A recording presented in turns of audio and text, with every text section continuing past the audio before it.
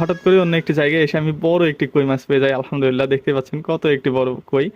তো দেখতে দেখতে আমি আরো একটি বড় কই পেয়ে যাই। এটা হচ্ছে আরো অন্য একটি বড় কই। আসসালামু আলাইকুম, কেমন আছেন সবাই? আশা করি আল্লাহ তাআলার অশেষ রহমতে সকলেই অনেক ভালো আছেন। আলহামদুলিল্লাহ, আমি অনেক ভালো আছি। তো এটা হচ্ছে আমার ফার্স্ট ভিডিও। তো আমি আমার ভিডিওতে দেখাবো যে আমার প্রতিদিনের জীবনযাপন কেমন চলে এবং আমি কিভাবে দিন কাটাই। তো আমি যেহেতু গ্রামে থাকি, তো সেই জন্য আপনারা আমার ভিডিওতে দেখতে পারবেন আমি আমার গ্রামে কি কি কাজ করি ডেইলি, মানে ডেইলি ব্লগ এক কথায়।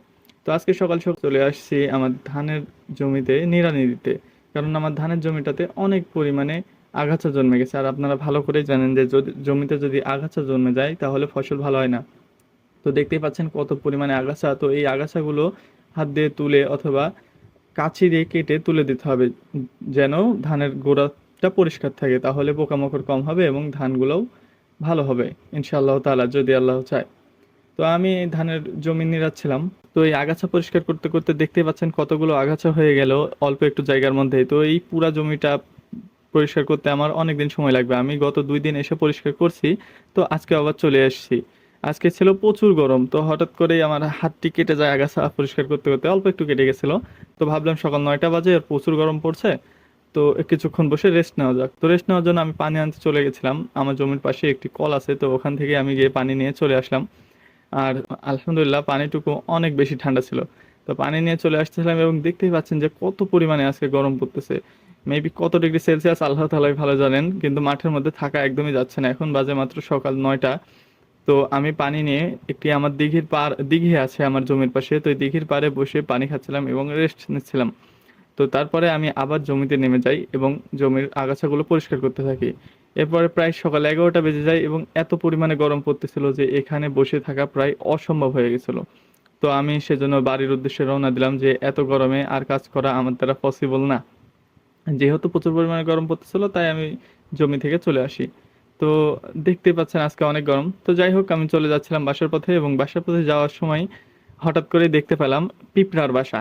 তো এটাকে পিঁপড়ার বাসায় আমরা গ্রামীণ ভাষায় বলে থাকি আমডাই, কারণ এইগুলো বেশিরভাগ আমাদের অঞ্চলে আম গাছেই পাওয়া যায়, তো আমরা আমডাই বলে থাকি। তো এই পিঁপড়ার বাসাগুলো নিয়ে আমি ভাবলাম যে আজকে যেহেতু প্রচুর পরিমাণে রোদ পড়তেছে, হয়তোবা কই মাছ ধরতে পারে। তো সেই উদ্দেশ্যে আমি গাছে উঠে পড়লাম এবং দেখতে পাচ্ছেন আমি গাছের কত উপরে আছি। তো এই গাছ থেকে পিঁপড়ার ডিমগুলো বাসাটা সংগ্রহ করবো ইনশাআল্লাহ তাআলা। এই যে দেখতে পাচ্ছেন এটাই হচ্ছে পিঁপড়ার বাসা। তো এরকম 3-4টা বাসা আমি কেটে নিই। তো যেহেতু আমি একাই ক্যামেরা করছিলাম এই জন্য ভিডিওটা তেমন ভালো হয়নি। তো এই বাসাগুলো আমি এখানে পরিষ্কার করব না, কারণ এখানে যদি আমি নিই তাহলে পিঁপড়াগুলো এই গাছেই থেকে যাবে এবং মানুষের চলাচল অসুবিধা হবে। আর এই ডিমগুলো এই পিঁপড়ার বাসাগুলো নিয়ে আমি আমার বাসায় চলে যাব, কারণ আমার বাসায় পিঁপড়ার আহ, বাসাগুলো নেই। যেহেতু আমার বাসায় নেই তাহলে সেগুলো আমি ব্যাগে করে ভরে নিয়ে গেলে আমার বাসায় হবে ইনশাআল্লাহ তাআলা, যদি আল্লাহ চায়। তো সেই জন্য দেখতে পাচ্ছেন আমি আমার ব্যাগে করে এই পিঁপড়ার বাসাগুলো ভরে নিচ্ছিলাম, আর এত কামড়াচ্ছিল এগুলো।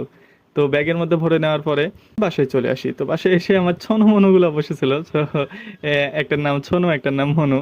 তো আমি ওদেরকে আদর করে নাম দিচ্ছি। তো দেখতেই পাচ্ছেন যে এইখানে আমি পিঁপড়ার ডিমগুলা এখন বের করে নিচ্ছিলাম। তো আমার কাছে যেহেতু আজ ক্যামেরাম্যান নেই সেজন্য আমি ভিডিওটি ভালো করতে পারি নাই। তো এই বাসাটা ভেঙে এখান থেকে পিঁপড়া সরিয়ে এই ডিমগুলো সংগ্রহ করছি। খুবই অল্প পরিমাণে ডিম পেয়েছি, তবু আলহামদুলিল্লাহ এগুলো দিয়ে কাজ চলে যাবে। তো এখন এই ডিমগুলো নিয়ে চলে যাচ্ছিলাম আমাদের বিলে। তো বিলে যাওয়ার পাশে হাতের বামেই দেখতে পাচ্ছেন একটু ছোট্ট নদী বা জোলা বলতে পারেন। তো সেখানে ফেলার সাথে সাথে প্রথমে একটি পাই কই মাছ এবং আর একটু পরে আরো একটি কই মাছ পেয়ে যায়, কিন্তু এগুলো ছিল অনেক ছোট। তো এত ছোট পরিমাণে কই আমি ধরতে চাচ্ছিলাম না, সেই জন্য চলে যাচ্ছিলাম বিলে। বিলটি আমার জমির পাশে, কিন্তু বিলে গিয়েও দেখি যে এখানে অনেক ছোট ছোট কই মাছ। দেখতে পাচ্ছেন আমি কত ছোট ছোট কই মাছ পাচ্ছিলাম। তো আমি আশা করতেছিলাম যে কখন বড় উঠবে, তো সেই উদ্দেশ্যে নিয়ে অনেক ঘোরাঘুরি এদিকে ওদিকে, কিন্তু আমি কোথাওই বড় কই পাচ্ছিলাম না, শুধু ছোট ছোট কইগুলাই পাচ্ছিলাম। তো এখানে এসে একটি টাকি মাছ পেয়ে যাই। যদিও এটা মোটামুটি একটু বড় ছিল কিন্তু তবুও ছোট। তো হঠাৎ করে অন্য একটি জায়গায় এসে আমি বড় একটি কই মাছ পেয়ে যাই। আলহামদুলিল্লাহ, দেখতে পাচ্ছেন কত একটি বড় কই।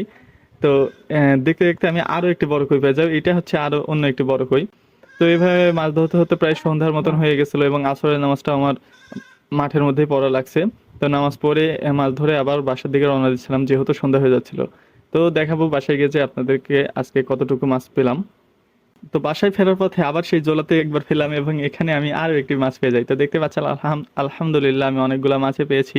তো আজকের ভিডিওটি এ পর্যন্তই। যারা যারা আমার ভিডিওটি দেখছেন সবাইকে জাজাকাল্লাহু খায়ের। দেখা হচ্ছে অন্য কোনো ভিডিওতে।